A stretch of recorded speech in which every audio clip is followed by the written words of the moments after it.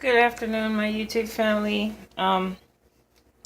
It's Tuesday, so I've pretty much been posting a video every day of at least one of the meals that I make for the day, and I'm hoping this one will last a little bit longer instead of me just making like a meal for 2 servings, which is one for me, one for my husband. But I have here a meatloaf that I'm trying to make, and I wanted to show you guys what I'm doing. This is just off the top of my head. I'm just going to wing it. But I wrote down everything that I have used, which I have 1.825 pounds of the 27 ground beef that I had. I have 3 tablespoons of this Pain is Good habanero salsa. I already went ahead and sauteed, let's see what I used. I sauteed 91 grams of mushrooms, 54 grams of onions. I already went ahead and sauteed that up in a pan. And the reason for the color is I used 1.5 tablespoons of this hot chili seasoning mix. That's in here. And I have 120 grams of this marbled shredded cheese. And also in with the onion and mushroom is 11 grams of garlic. I have, I think, 2 tablespoons of coconut flour as my binder instead of using breadcrumbs or pork rinds. I don't have that. And 1 egg. So let me get my hands in here, which they're clean, mix this all up since I'm one-handed. And I have my oven preheated to 325 degrees. So let me get all this mixed up and I'll show you the next step. So now that I got all this mixed up, mixed it by hand. I'm gonna let this sit a minute. I haven't decided whether or not I'm gonna use a loaf pan or make little mini meatloaves. So let me decide on that and I'll be right back. And one more thing, I used 1 tablespoon of olive oil and 1 tablespoon of butter to saute my veggies. So let me get my muffin pan, that way I can make sure I have this all even proportioned so I don't have to weigh it out, cut it, and all that stuff to make sure they're even with my macros. So let me go ahead and get my muffin pan. So guys, I took 3 tablespoons of the mixture in each one of the molds of the muffin tin. I'm going to place it in the oven. Show my lights on. I'm going to place it in the oven for, let's say, 20 minutes and see how they turn out. So let this cook for about 20 minutes and then I'll come back when they're done.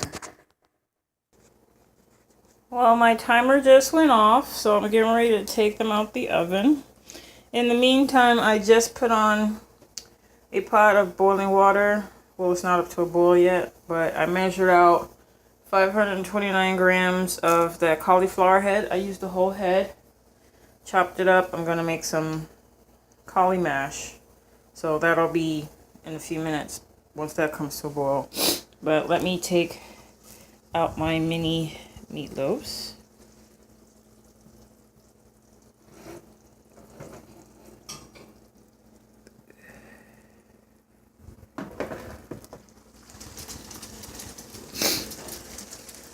So what I did with the move this off this eye here. Don't want to burn myself, so let me move this over.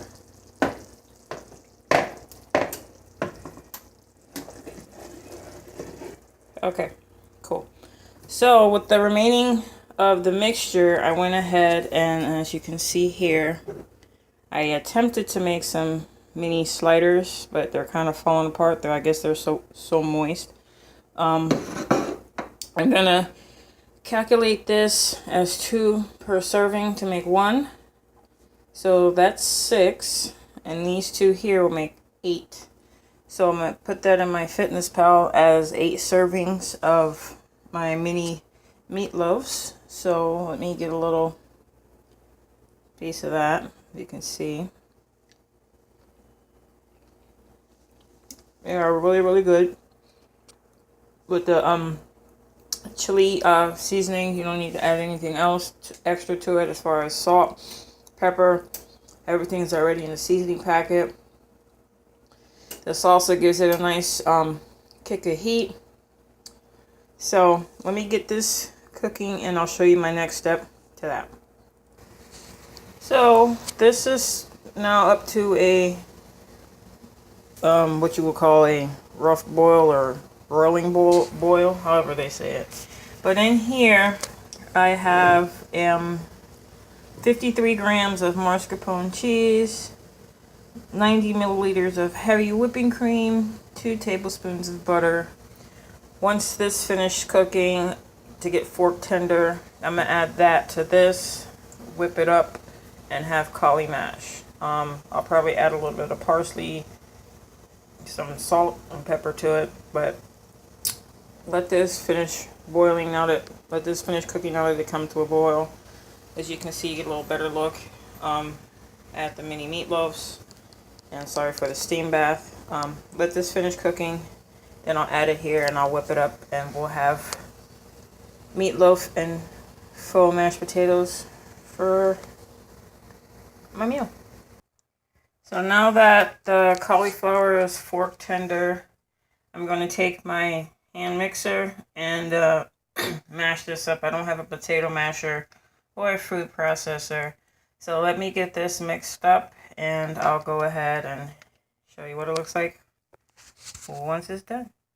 Okay guys, I mixed it up. It didn't come out as smooth as I would like it with my hand mixer, which I kind of knew that. I have here a little bit of garlic salt and some pepper and a little bit of parsley. What I'm going to do is I'm going to transfer it to my bullet cup and get it to a smoother consistency. But let me go ahead and mix the seasoning up a bit and check it for flavor.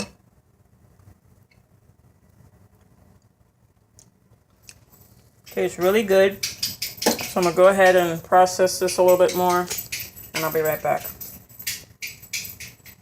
So I blended it up. I had to blend it in batches, but this is a batch I just did.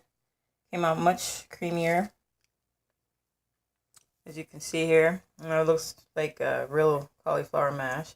So let me plate this up and then I'll show you what it looks like when I'm done. So here we are, all finished.